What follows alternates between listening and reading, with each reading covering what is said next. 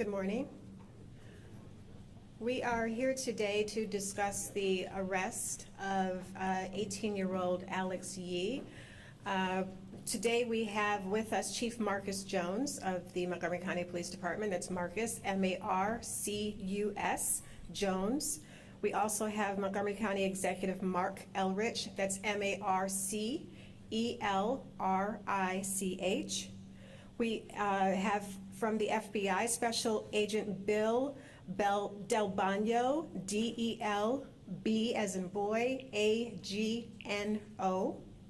We have Brian Hull, the Chief Operating Officer for Montgomery County Public Schools, as well as John McCarthy, the State's Attorney's Office. That's John McCarthy, M-C, capital C-A-R-T-H-Y. And Council President Andrew Friedson.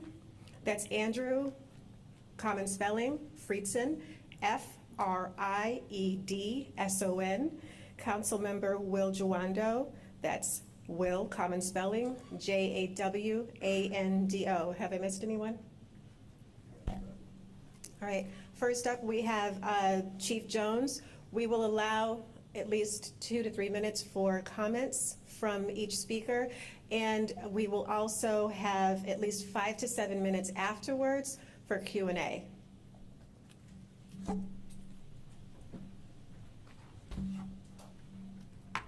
So good morning. I want to address a recent alarming incident involving a Rockville teenager who was arrested for allegedly planning a school shooting. This situation highlights the critical importance of vigilance and community involvement in preventing potential tragedies. I commend the collaborative efforts of the Montgomery County Police Department, the Federal Bureau of Investigation, the Rockville City Police Department, and Montgomery County Public Schools, as well as Montgomery County Health and Human Services. Thanks to their swift action and cooperation, a potentially catastrophic event was prevented. I want to take a moment to stress that there was considerable patience conducted by all involved, to include our investigators, before making any rash decision in this particular manner. I want to stress that we've been working with Montgomery County Public Schools for several years. And in the midst of our working with Montgomery County Public Schools, it's not our goal to make an arrest in every case of a threat. In fact, this school year alone, we have received 140 threats to our schools in Montgomery County. In those particular instances, particularly when it comes to either the threats of shooting or the threats of a bomb, when we have identified said students, our officers will make a visit to the family residence, speak with the parents as well as the student, to make sure that there is no way that the student is not capable of carrying out said threat. In those cases, no arrests are made. Those cases are then referred back to the school system for any further discipline which they may incur. But this case is different. This case is entirely different, that takes it to a different level. It was a concerned witness who brought this matter to light by reporting the suspect's manifesto to authorities. This underscores the value of community engagement and the see something, say something approach. Preventing violence in our schools is a top priority, and we are committed to ensuring the safety and well-being of our students and staff. We encourage anyone who has concerns about safety to report them right away. In In the wake of this incident, we want to remind students, parents, and staff that support services are available for anyone who may be affected. We must continue together to foster a safe and nurturing environment for everyone. While this incident was thwarted, it serves as a reminder that we must remain vigilant and proactive in preventing acts of violence. So I want to give a little bit of a timeline because, as you all know, that this was an extensive investigation that led to an extensive statement of charges to be able to spell out the elements of this said allegation. On March 3rd, the Montgomery County Police Department contacted the Rockville City Police Department to check the welfare of a subject. This particular subject, Mr. Alex Yee, was, again, there were information about a threat that had been made. In regards to that threat, the Rockville City Police Department responded to check the welfare, spoke to the father of Mr. Yee, and was denied entry and not allowed to search the residence or to interview the subject. On March 4th, the Rockville City Police Department notified the Montgomery County Police Department's Community Engaged Division, and at which point in time, our crisis intervention team began an investigation on Mr. Yee. Based upon the information that had been received, because of the threats that the witness had noted that Mr. Yee had made significant statements in regards to committing an act of violence of shooting up not only his high school, Wooten High School, but also shooting up an elementary school, his elementary school that he went to. We have been made aware of this, and therefore, after finding out about this particular information, we discovered that Mr. Yee had shared his memoir, a 129-page manifesto, with the witness.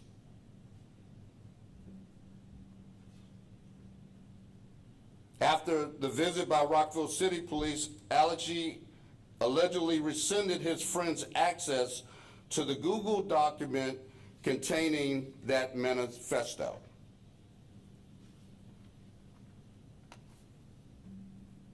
Our investigators obtained a search warrant for that Google account. Limited information showed search history related to firearms. Through his Discord account on March 5th, Yee wrote, "My friend reported me to the police for a book I am writing." Timestamps of Yee's Google search show that after the visit, that Yee researched gun ranges near me.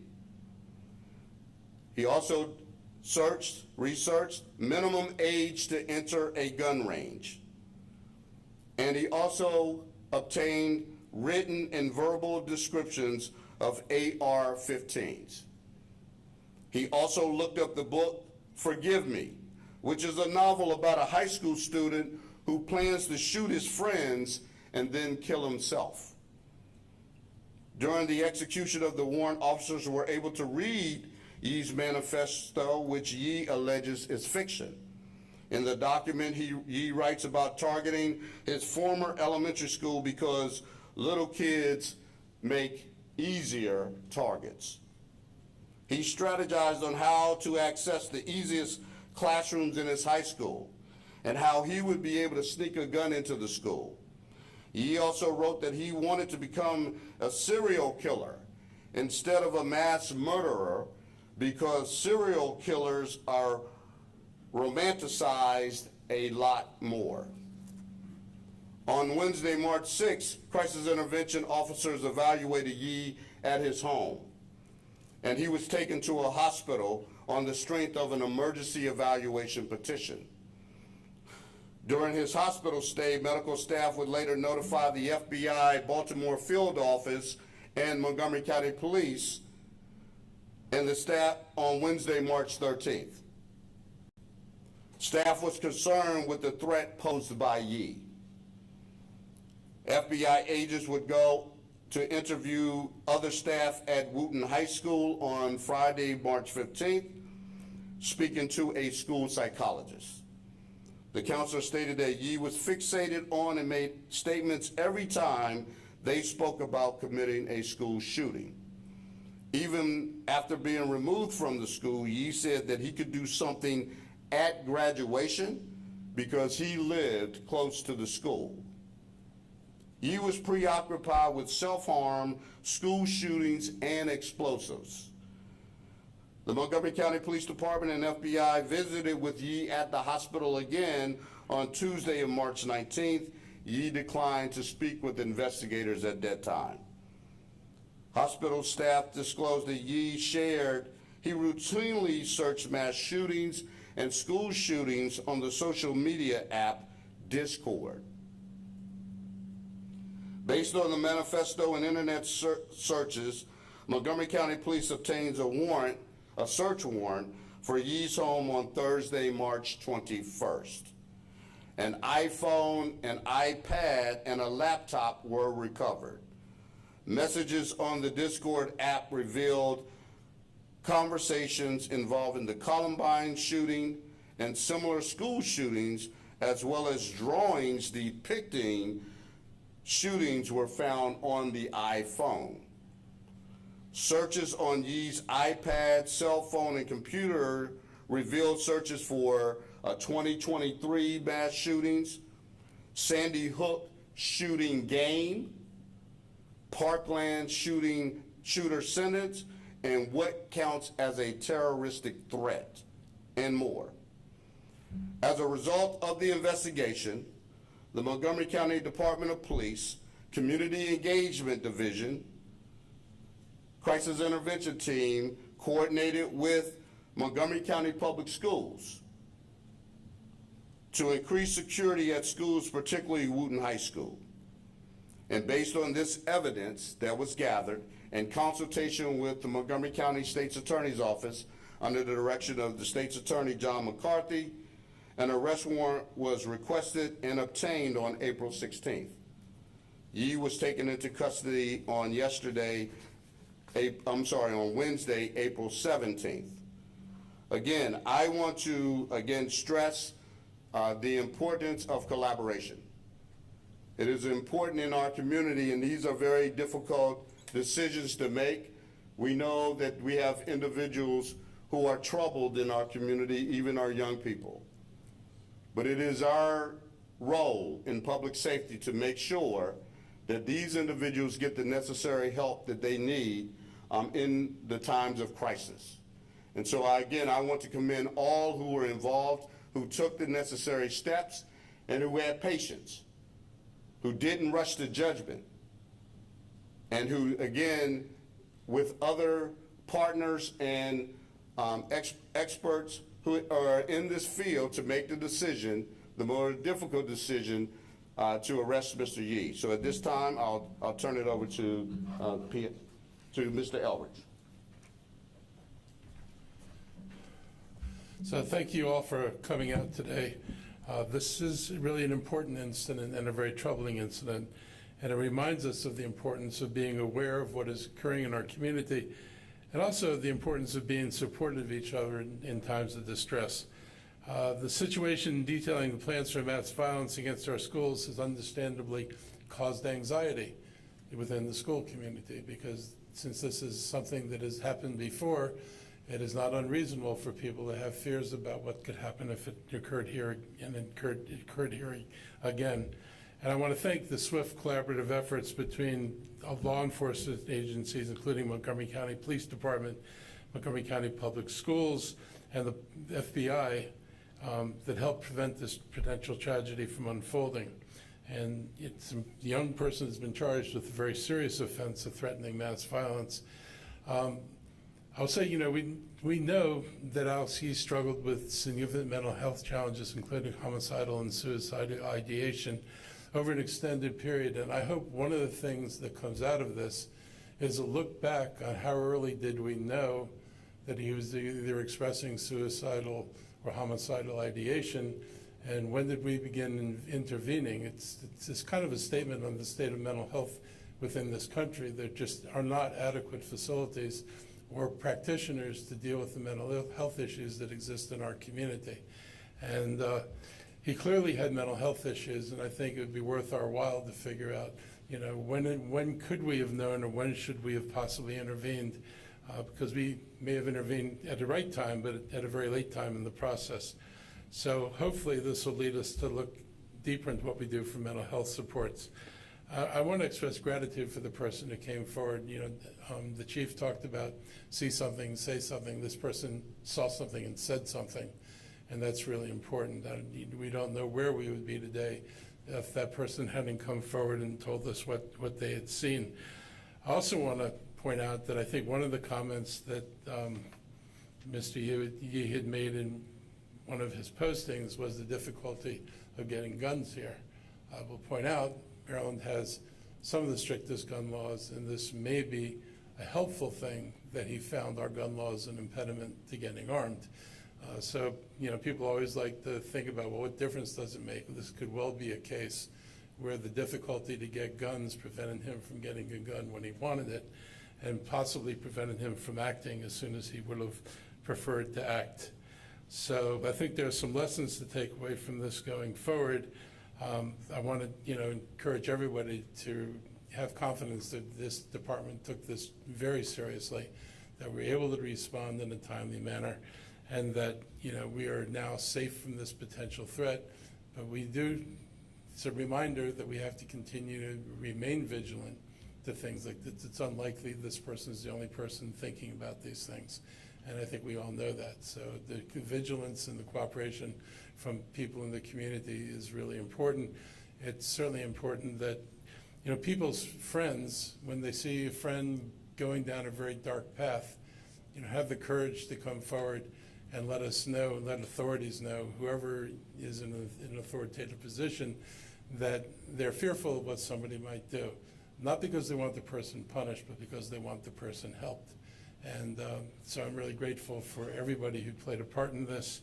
And we're going to continue, obviously, we'll be prosecuted. And I hope that we learned from this incident. We don't want these things repeating themselves. Hopefully it inspires people to make more investments in the mental health of our community, because I think we've identified this as a lacking space for a long time. This could be a wake-up call that we need to take it more seriously now. Thank you. Next, we'll have Special Agent in Charge Bill Del Bagno, followed by Brian Hull, the Chief Operating Officer from Montgomery County Public Schools.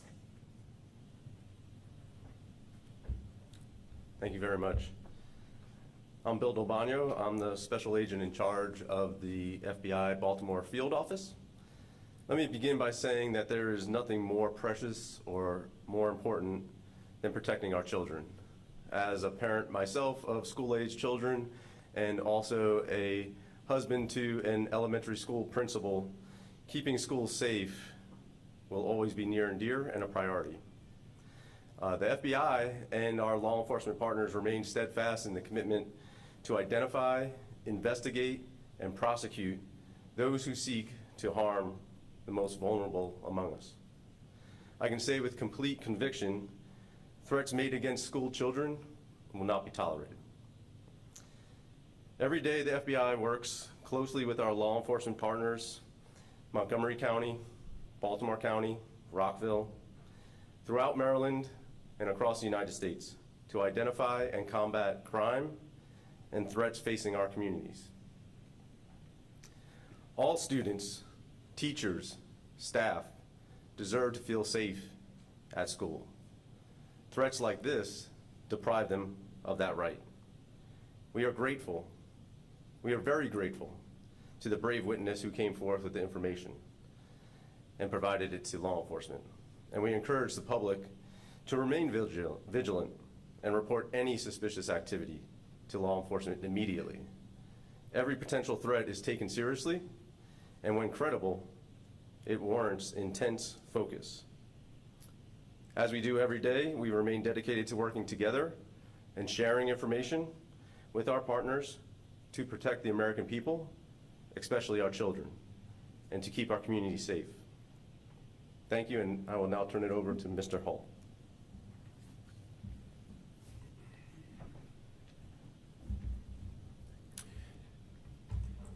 Thank you, Special Agent. My name is Brian Hall. I'm the Chief Operating Officer for Montgomery County Public Schools.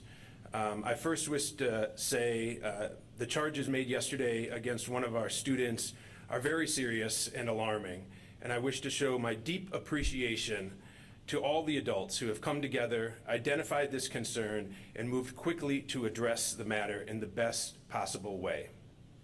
We value and appreciate the close collaboration between MCPS Security and MCPD, along with the FBI, in this matter. This collaboration is an example of shared commitment to identifying and addressing potential threats with due process before they materialize. In recent years, schools have played an increasing role in helping students cope with the challenges they face and the need to provide safe and supportive learning environments for them to learn and grow. As such, the school staff and our central services staff partnered directly with the police as they conducted their investigation, as is our process when serious matters such as this must be addressed. Again, thank you, Chief Jones, to your team and all your allied police partners for supporting Montgomery County Public Schools through this. To our MCPS parents, especially those in the Wootton High School community and nearby schools, I want you to know that we have supportive resources in our schools for students and school staff who may need to talk through and process this incident. Professionals such as our psychologists, social workers, and counselors are available for support. Also, through our central office and school security teams and our police partners, we continue to have an enhanced security presence at these same schools in the coming days. This is a police matter, and student privacy rules prohibit me from saying much more than this. But we have confirmed to our families that although enrolled in Wootton High School, the student had not been present in any MCPS school physically since the fall of 2022. The student has been taking online classes and accessing our school staff as necessary, remotely. Ensuring the safety and security of our students is not just a priority, it is a daily commitment of all MCPS staff and leadership. Thank you.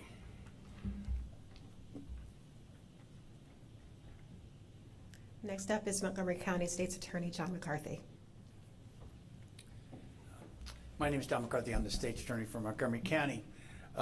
Alex Shee, who lives in Rockville, and we're essentially really in Rockville today as we're standing here, was charged on March the 3rd of this year with threats of mass violence. The gravamen of that offense actually is making the threat itself. There is tremendous detail in the charging document that you now have possession of that takes you through several months, if not years, that led up to the arrest that took place in March of this year. At that point in time, Mr. E was arrested, and he was arrested as an adult because he committed that offense on a date when he was an adult. There is other evidence that led up to it, and we'll be reviewing that in terms of the dates prior to that. But I will say, like many of the others who preceded me here to the podium, I'm very thankful to the collaboration of the FBI, Rockville City Police, Baltimore City Police, the timely notification that came from Suburban Hospital that told us about their observations when he was committed there on the eve. I will tell you he is incarcerated. You probably know that. And there is, very shortly after this press conference is over, there will be a bond review in the district court, which is a very short distance from here. That bond review will take place in courtroom 513. He has retained counsel. He has private counsel for the hearing today. The hearing today will be held before Judge Patricia Mitchell, who's previously ran the district court here in Maryland. She is now retired. We will be requesting at that hearing he be held without bond. The charges that he has against him, the threat of mass violence, is a misdemeanor, and the maximum penalty to which Mr. Yee faces is 10 years imprisonment. We will make some additional comment after the bond review, and I am told that some phone calls have been made, and some of you have been to bond reviews before here in Montgomery County. This case is going to be called first. So if you're making your plans for the day, it will be called at the top of the docket at 1 o'clock. Thank you. We do have representatives from the Montgomery County Council. We'll start first with Council President Andrew Friedson and Council Member Will Juando. Good afternoon. I am grateful to be here under these circumstances and not far worse circumstances, although nobody is pleased to be here given the nature of the circumstances that we're here to discuss. Tomorrow would be and will be the 25th anniversary of the Columbine shooting.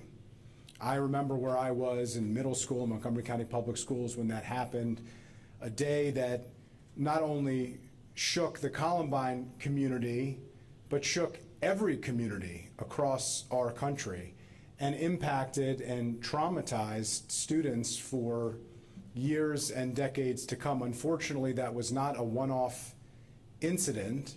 We have seen school shootings since then, and I am just deeply grateful that because of a brave witness who saw something and said something, because of the impressive coordination between our police department here, the Montgomery County Police Department, Municipal Police Department in Rockville, the FBI and federal authorities, the Montgomery County Public Schools, all coordinating together, a similar fate that happened 25 years ago didn't happen at Wooten High School in Rockville, Maryland. We know that dangerous thoughts oftentimes lead to dire threats, and those dire threats can very likely lead to deadly consequences. In this particular case, because of this coordination, because of really effective work, because this was handled the right way, those deadly consequences were avoided. The consequences of which we can't even fathom and can't even possibly imagine. So we are pleased, we are grateful for the hard work of so many people who were part of this, who did the right thing, and we look forward to improving the circumstances and the consequences to make sure that we can address these issues moving forward. There's clearly a mental health crisis that we are facing. We need to make sure that we are addressing that with the seriousness and the sensitivity that it deserves, understanding that not addressing those issues lead to dire circumstances and potentially deadly circumstances. So thank you to the FBI for their coordination. Thank you to the Montgomery County Police Department and their leadership. Thank you to Montgomery County Public Schools and county government employees for your efforts and your work. Today is a sober day, but it would have been a catastrophic day if not for the heroic work of so many people who were part of avoiding such a terrible tragedy from happening. Now let me call up the chair of the Education and Culture Committee on the County Council, my colleague Will Juando. Thank you, Council President Friedson. I am here in a couple of roles, like probably many of us up here. I'm the council member at large, represent the whole county. Our job is to make sure we keep our residents safe and give them what they need to thrive. I'm a chair of the Education and Culture Committee, which has oversight over our school system's budget, as well as our community college system and early childhood education. I'm just coming from a hearing literally 30 minutes ago where we talked about funding for high school wellness centers for mental health and somatic health needs of our students and putting us on a path to have those in every 25 of our high schools.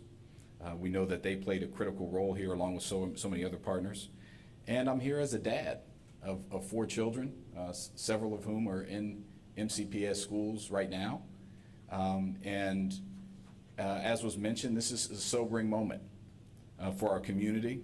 It's a reminder that we aren't immune from these threats of mass violence that have become all too prevalent. When a potential tragedy like this is averted, it still remains a tragedy.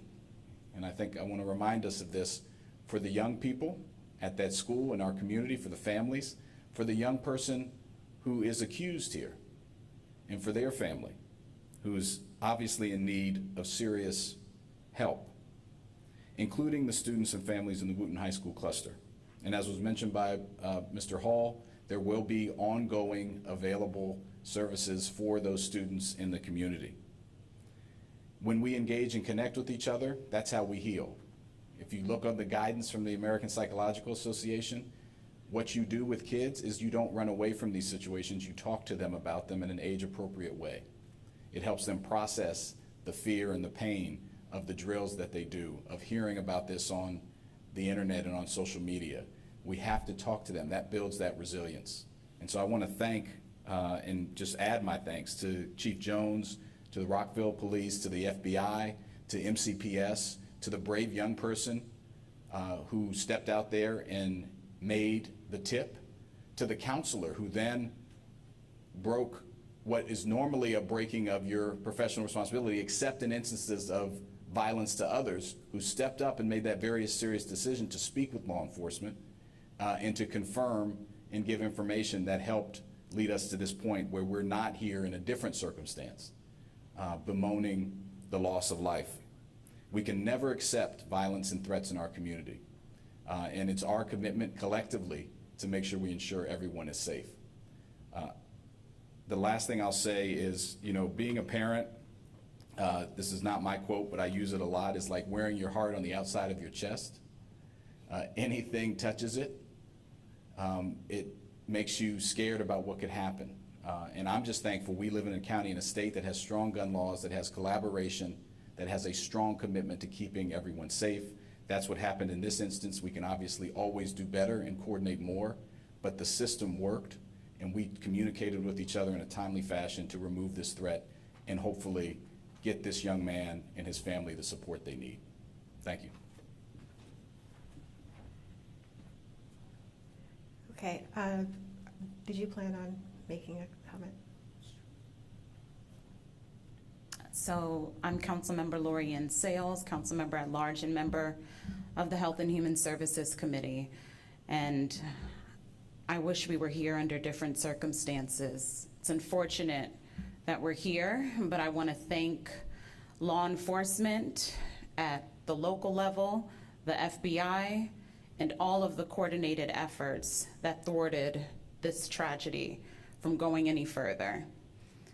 My heart goes out to everyone that's been impacted, from our school community to the family.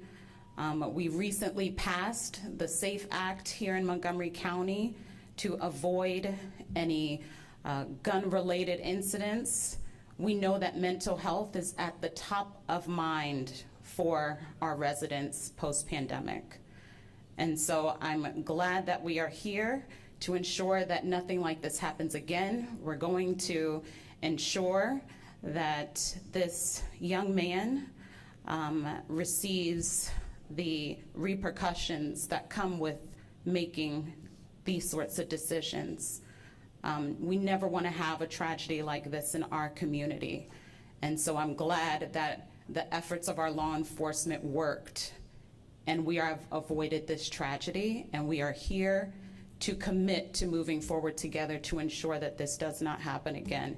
In the middle of budget season, we are making the investments to ensure that we are bringing the resources our students and our community need to address any challenges associated with mental health, associated with combating violence in our community. And I just thank the efforts of everyone here, and thank you for the opportunity to speak to this incident in our community. Thank you. At this time, we'll take questions from the media. I do ask if you could, I will walk around with the microphone because we want to make sure that those who are streaming online or watching online can hear the question. So if you could, I will walk around, and we're going to allow about 5 to 7 minutes for question and answer.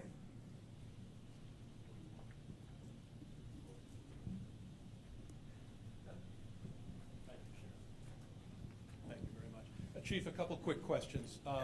Question number one, the book made reference to a gun case in a home.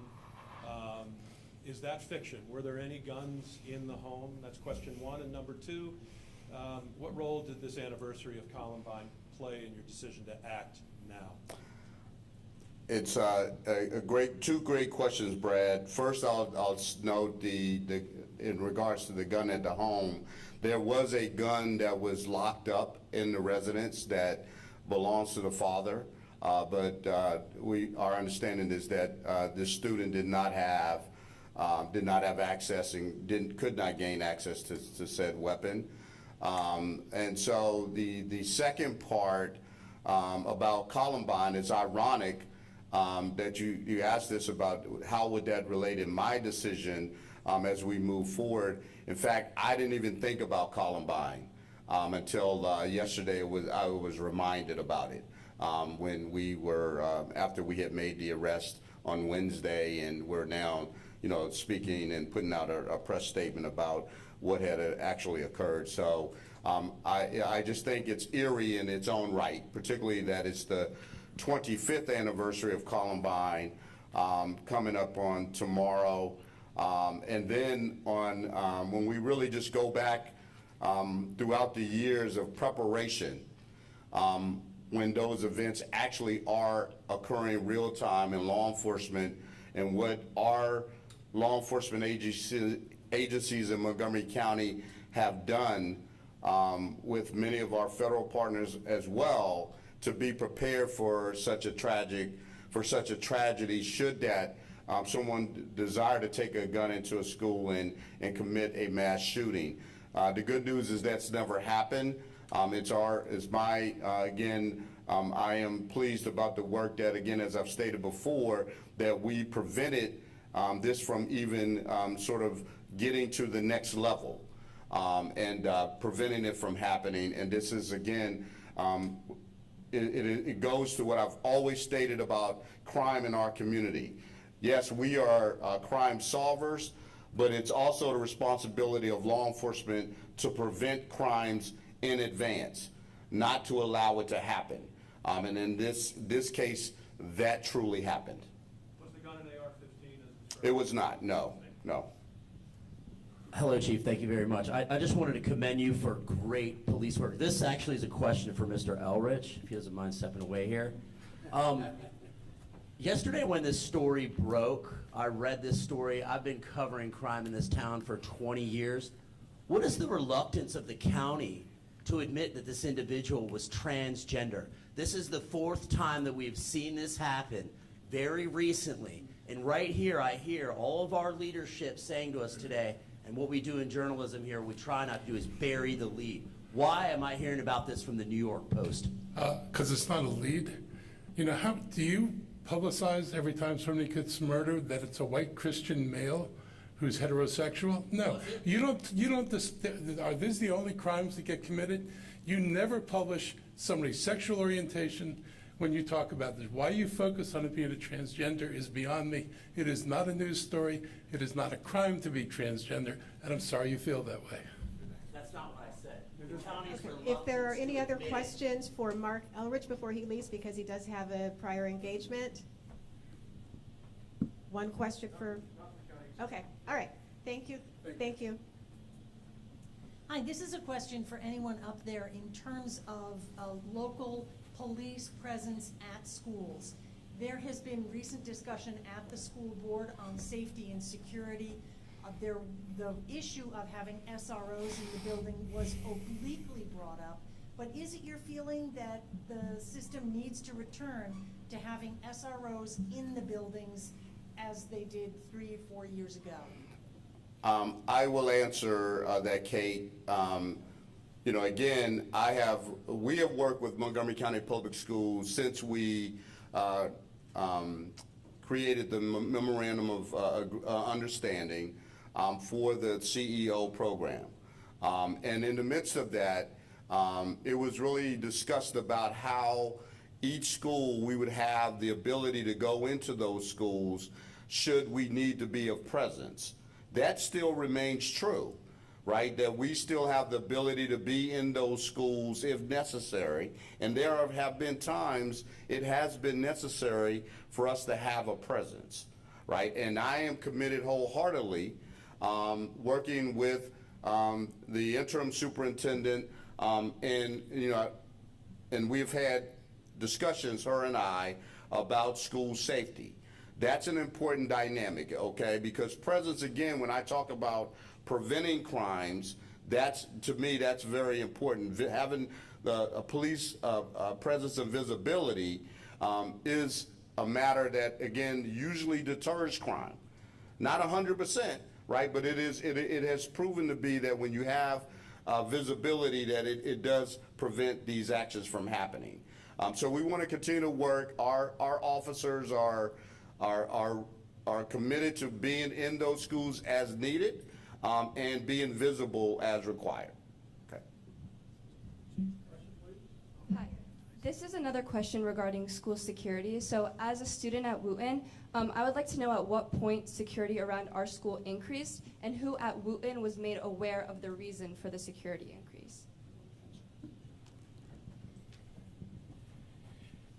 Great, thank you for that question.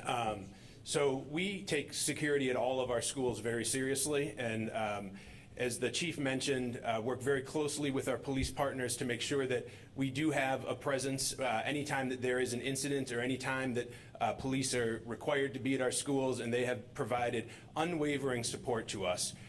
We did make sure that we had an increased level of security as soon as we found out from the police when we were notified of the incident and of the potential school that was mentioned, and so that has been in place and will continue to be in place. But again, I would just thank and commend our police partners and the relationship that we maintain with our police who are in our schools when necessary and do provide a great level of support to make sure that we have a safe and welcoming learning environment for all 160,000 students in Montgomery County. Hello, yes. I have a question. As a candidate running for Board of Education, some parents have asked me to be here, and one of their questions is, elementary schools are an easy target of be seen in Uvalde, Texas, and pages from the would-be shooter. How do you plan to improve safety in our elementary schools? So thank you for that question. First, I will say that our elementary schools are safe. Our elementary schools are very safe, as well as all of our schools. And again, we take this very seriously. We do have security personnel assigned to our elementary schools.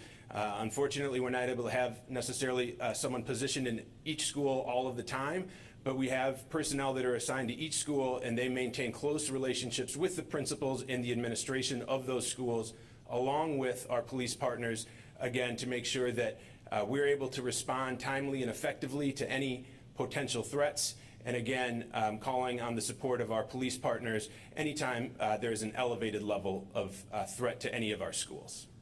Chief Scott Broom, WUSA 9. Could you please clarify for us, we've had an involuntary commitment. It's unclear to us if the arrest occurred upon discharge from a hospital exactly. Was there a time frame? And we talked about criminalizing this versus using the mental health system. What was sort of the decision point to not go for yet another involuntary commitment? What raised it to the level of an arrest? So, well, I'll start with the sort of the timeline with the involuntary commitment. So, I believe Mr. Yee was committed. If my notes are correct, he was initially, again, the emergency evaluation petition was served on March 6th, and he, again, I think was in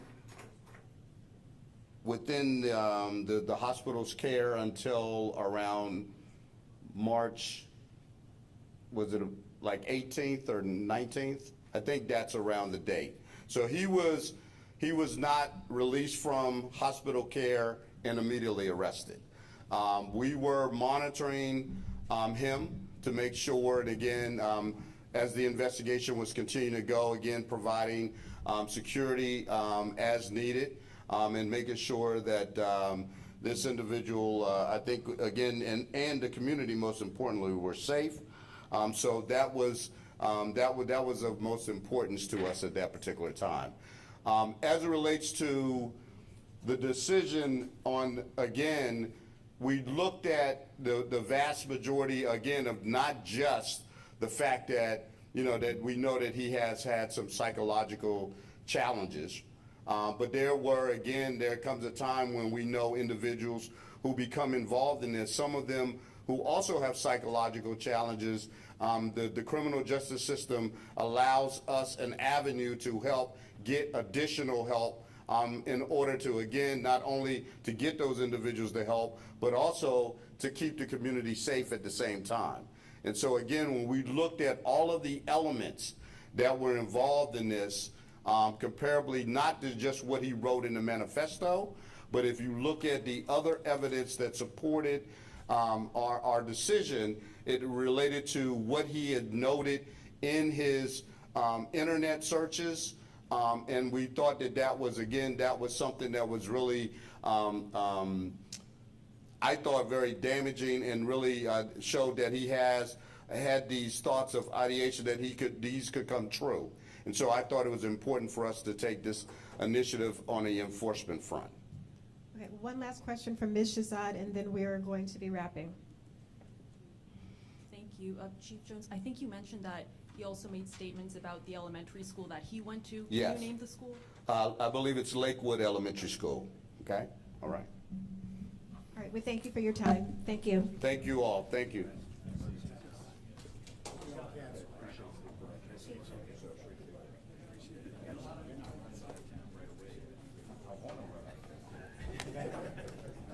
But I'm not. Okay. I'll see you around. I'll see you 1 o'clock. Okay. 5:13. 5:13. CBS News. Okay. All right.